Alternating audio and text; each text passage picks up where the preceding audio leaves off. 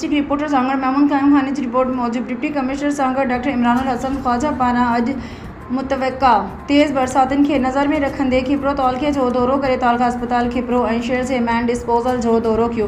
Town officer का बरसाती पानी के निकाल बाबत मौजूद मशीनरी बाबत मालूमात वरती ऐं टाउन ऑफिसर के हिदायत कई त बरसाती पानी के बर वक्त निकाली लाए अगवाड़ इंतजाम मुकम्मल कया वन ऐं मशीनरी के दुरुस्त हालत में रखियो वने।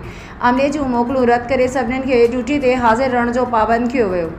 जॾहिं त तालका हेल्थ ऑफिसर खिप्रो खे हिदायत कई वई त दवाउनि जो मुनासिब स्टॉक ऐं एम्बुलेंस के पिण दरख्वास्त हालत में रखियो वञे त जीअं कंहिं बि हंगामे सूरतहाल के फौरी मुंहुं ॾेई सघिजे। उन्हीअ मौक़े ते खिप्रो जे शहरनि जो पिण वॾो अंग मौजूदु हुयो, जंहिंखां पोइ खिप्रो जो ॿारनि जे मशहूरु डॉक्टर भरत कुमार खत्री खां वालिद सुर्गवासी हेमंत कुमार खत्री जी ध्यान ते ताज़ियत कई। इन्हनि खां पोइ चेयरमैन टाउन कमेटी खिप्रो जे इम्तियाज़ हुसैन दर्स तरफ़ान ॾिनल दावत में शिरकत कई। उन मौक़े ते असिस्टेंट कमिश्नर खिप्रो मुख्तियार कार खिप्रो ऐं खिप्रो तालका तमाम ऑफिसर मौजूदु हुया।